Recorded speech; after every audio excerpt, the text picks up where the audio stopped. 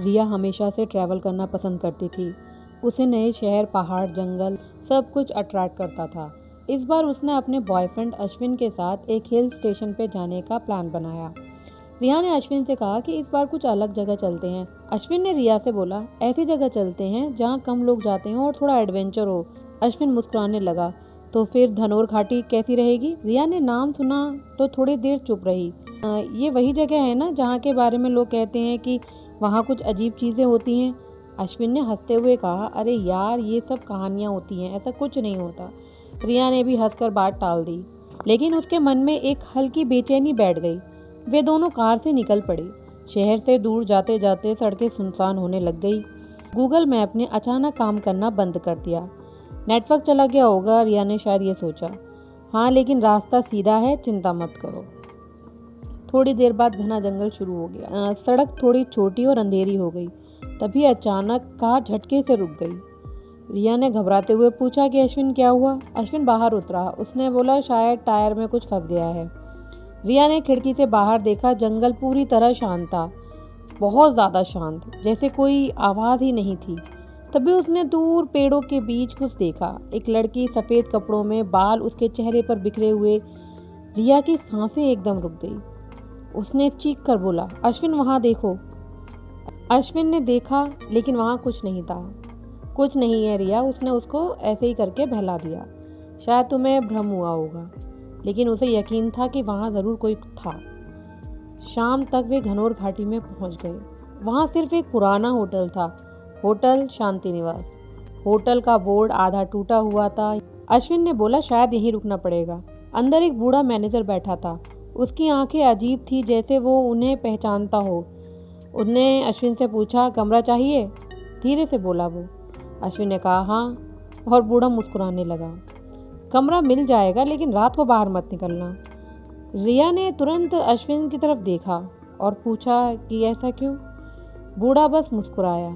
यहाँ रातें शांत नहीं होती। कमरा पुराना था लेकिन साफ था। रिया को नींद नहीं आ रही थी। तुम सो जाओ, अश्विन ने उससे कहा। रात के 2 बजे दरवाजे पर किसी ने दस्तक दी। रिया की आँख खुल गई और उसने बोला, अश्विन, शायद कोई दरवाज़ा खटखटा रहा है। अश्विन उठा। उसने सोचा, इस टाइम कौन होगा? अश्विन ने दरवाज़ा खोला, लेकिन बाहर कोई नहीं था। फर्श पर गिरे पैरों के निशान थे, जो अंदर कमरे की ओर आ रहे थे। रिया का चेहरा पीला पड़ गया। ये अंदर कैसे आए? तभी बाथरूम से पानी गिरने की आवाज़ आई। रिया धीरे धीरे बाथरूम की ओर बढ़ी। दरवाज़ा आधा खुला हुआ था, अंदर से पानी बह रहा था। उसने दरवाज़ा खोला, कोई नहीं था, लेकिन शीशे पर कुछ लिखा हुआ था। तुम यहाँ क्यों आए हो? रिया डर से पीछे हट गई। अश्विन, उसने तेजी से आवाज़ लगाई। अश्विन दौड़कर आया। क्या हुआ?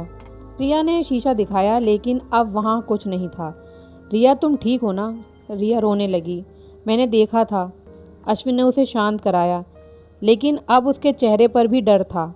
अगले दिन उन्होंने होटल छोड़ने का फैसला किया। जैसे ही वे निकलने लगे, बूढ़ा मैनेजर बोला, अब जाना मुश्किल है। अश्विन ने गुस्से में पूछा, क्यों? बूढ़ा धीरे से बोला, जिसने तुम्हें देखा है वो तुम्हें जाने नहीं देगी। रिया का दिल धड़कने लगा। वह डरते हुए बोली कि कौन है वो? बूढ़ा बोला, यहाँ 20 साल पहले एक लड़की की मौत हुई थी। उसका प्रेमी उसे धोखा देकर चला गया था। वो हर कपल को ढूंढती है और उन्हें अलग कर देती है, हमेशा के लिए। जल्दी से कार में बैठे और निकल पड़े, लेकिन रास्ता वही नहीं था। जंगल बार बार वही जगह दिखा रहा था। हम घूम रहे हैं, रिया को लगा, और वह अश्विन से बोली। अचानक कार के पीछे वाली सीट पर आवाज़ आई, रिया। रिया जम गई। धीरे धीरे उसने पीछे देखा। वही लड़की, सफ़ेद कपड़े, खून से भरी आंखें। तुम उसे छोड़ोगे या मैं? रिया चीख पड़ी। अश्विन अचानक अजीब व्यवहार करने लगा। रिया, शायद हमें अलग हो जाना चाहिए। रिया शॉक्ड हो गई। क्या? अभी? अश्विन की आंखें खाली थी। मैं तुम्हें नहीं चाहता। रिया समझ गई, वो तुम्हारे अंदर है। तभी अश्विन हंसा, लेकिन वो उसकी आवाज़ नहीं थी। हाँ, अब ये मेरा है। रिया किसी तरह कार से भागी और जंगल में दौड़ने लगी।